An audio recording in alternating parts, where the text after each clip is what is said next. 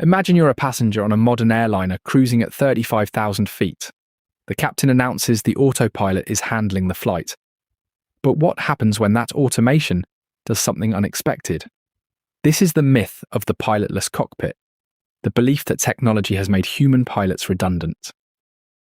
But here's the problem. Studies reveal that automation surprises occur on roughly 1 in every 10 flights. Moments when the autopilot behaves in ways the crew did not anticipate. In a 2013 FAA study, pilots on automated flights spent an average of just 3.5 minutes manually flying during a 90-minute journey. The result, a dangerous erosion of hands-on skill. And that is why regulations, from ICAO Annex 6 to FAA rules, still mandate 2 pilots in the cockpit for every commercial flight. The principle is simple. The human must remain in command, able to override automation at any time. Because when the unexpected happens, it is human judgment that saves lives. To understand why pilots remain essential, we must first ask, how did automation take the controls in the first place? The story begins in the 1910s when the first autopilots used gyroscopes to keep wings level. Simple mechanical aids, nothing more.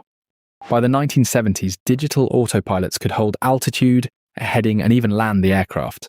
But this was not a revolution. It was a gradual shift. Pilots still flew manually for most of the flight, and automation was a tool, not a replacement. Then came fly-by-wire. In 1988, the Airbus A320 replaced mechanical cables with electronic signals. Computers now interpreted every pilot command. The problem was, this solved nothing. It introduced a new layer between the human and the machine. The result? A 2013 FAA study found that pilots on automated flights spent only 3.5 minutes manually flying during a 90-minute flight. That means for 96% of the journey, the human was a monitor, not a pilot. And that's exactly why mode confusion became a killer. So why does automation, designed to reduce human error, sometimes become a liability instead? The answer lies in a phenomenon pilots call automation surprises, moments when the autopilot does something entirely unexpected, leaving the crew scrambling to understand what just happened. A NASA survey of airline pilots found that automation surprises occur on roughly 1 in every 10 flights. And mode confusion, when the pilot misunderstands which automation mode is active, contributed to 23% of automation-related incidents in a Eurocontrol study of over 2,000 events. But these aren't just statistics. They represent real moments of danger. A 2013 FAA study revealed that pilots on automated flights spent only 3.5 minutes manually flying during a 90-minute flight. That lack of hands-on practice can erode the very skills needed when automation fails. The problem is so well recognized that NASA's Aviation Safety Reporting System has documented hundreds of cases. As one report puts it, automation surprises occur when the system behaves in a way that the operator does not expect, often due to mode confusion. This mismatch between pilot expectation and system action is a silent threat. So why did nobody stop it? On June 1st, 2009, Air France Flight 447 vanished over the Atlantic. The autopilot had disconnected after ice crystals blocked the pitot tubes, leaving the pilots to face a stall they could not see coming. The BEA report revealed a chilling truth. The stall warning had been masked by the very automation designed to protect them. The pilots never realized the aircraft was stalling until it was too late. Now the pilots were flying blind, and not visually, but mentally. The autopilot had been their eyes and hands for hours. When it let go, they had no sense of the plane's attitude, no feel for the controls. They pulled back, worsening the stall, until the aircraft fell into the sea. All 228 people on board perished. The lesson was brutal.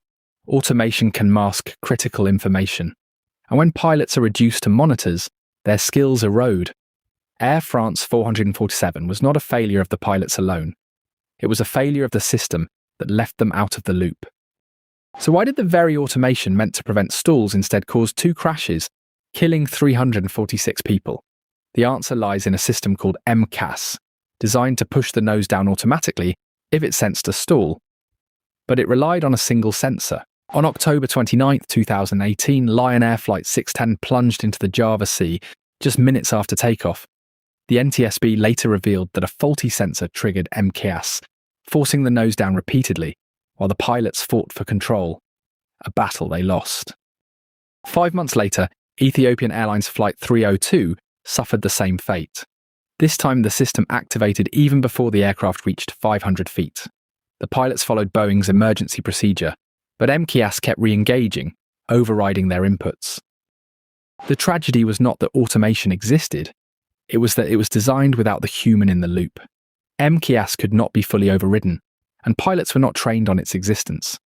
Automation, meant to save lives, had become a silent killer. So why, despite decades of automation, do commercial aircraft still require two pilots in the cockpit? The answer lies in a principle called dual human authority, a system of cross-checking and redundancy that no autopilot can replicate. FAA regulations mandate that no commercial flight can operate without two qualified pilots in the cockpit. ICAO Annex 6 states that the human must remain in command with the ability to override automation at any time. And this dual crew model is not just regulation, it's proven. Studies show that two pilots catch each other's errors 30% more effectively than a single pilot, especially during high workload phases like takeoff and landing. That's why, even as a global pilot shortage looms, projected to reach 34,000 by 2025, automation has not reduced cockpit crew requirements. The human in the loop remains non-negotiable, because when the unexpected happens, only a human can improvise. So what does the future hold? Not a pilotless cockpit, but a smarter one. As Airbus's chief engineer put it in 2022, we are not designing for a pilotless cockpit, we are designing for a smarter cockpit that supports the pilot. And that support is already taking shape. New systems use artificial intelligence to predict pilot intent, reducing workload and flagging potential mode confusion before it becomes critical. The human remains in command. But automation surprises don't just happen in isolation. They often begin with a silent handoff. When the autopilot disengages without clear warning, the human must instantly transition from passive monitor to active pilot. That split second can mean the difference between control and catastrophe. Pilots become vulnerable to these surprises because of a cognitive trap called attentional tunneling. When automation handles routine tasks, the human brain narrows its focus. Studies show that after just 20 minutes of monitoring, a pilot's reaction time to unexpected events doubles. And that attentional tunneling accelerates a deeper problem: skill decay. The FAA found that pilots who fly automated aircraft lose manual proficiency 40% faster than those who fly manually. It's a vicious cycle. Less practice leads to more reliance on automation, which leads to even less practice. But not all automation is designed the same. Airbus and Boeing have fundamentally different philosophies. Airbus's fly-by-wire limits pilot inputs to prevent dangerous maneuvers. Boeing, on the other hand, allows pilots to override any system. Both have strengths, but each creates different risks of mode confusion. Consider the Airbus A320's direct law, a degraded mode that disables protections. Pilots rarely train in direct law because it only activates after multiple failures. When it does, the aircraft handles completely differently. In one incident, pilots stalled an A320 in direct law, not realizing protections were gone. Boeing's approach has its own pitfalls. The 777's control wheel steering mode lets pilots override the autopilot by applying force. But if they don't apply enough, the autopilot re-engages silently. This force fight has led to unintended altitude deviations, catching crews off guard. So what's the solution? It's not to remove the pilot, but to keep them actively engaged. Airlines now use manual flying programs where pilots hand fly during low workload phases. Studies show this reduces automation surprise rates by 60%. The key is keeping the human in the loop, not just as a monitor. And that's where adaptive automation comes in. Future cockpits will adjust their level of automation based on pilot workload. If sensors detect fatigue or distraction, the system will hand back control. This human-centered design aims to prevent mode confusion by keeping the pilot always aware of who is flying. But adaptive automation is not science fiction. Airbus's 2025 cockpit concept uses eye tracking to detect when a pilot is overloaded, automatically simplifying displays. The goal is to reduce mode confusion by making the system's intent transparent, always showing the pilot what the automation is doing and why. Yet technology alone is not enough. Airlines now train pilots for automation surprises using full flight simulators. They practice recovering from mode confusion and unexpected autopilot disconnects.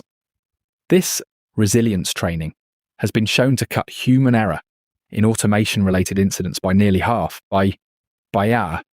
So while automation grows smarter, the human advantage remains. Pilots bring creativity, ethical judgment, and the ability to break rules when safety demands it. No algorithm can replicate that. The future of flight is not pilotless. It is a partnership where humans stay firmly in command. So next time you board a flight, remember, the pilots up front are not just backup for the autopilot. They are the ultimate authority, the ones who can override any system, anytime. Automation assists, humans command.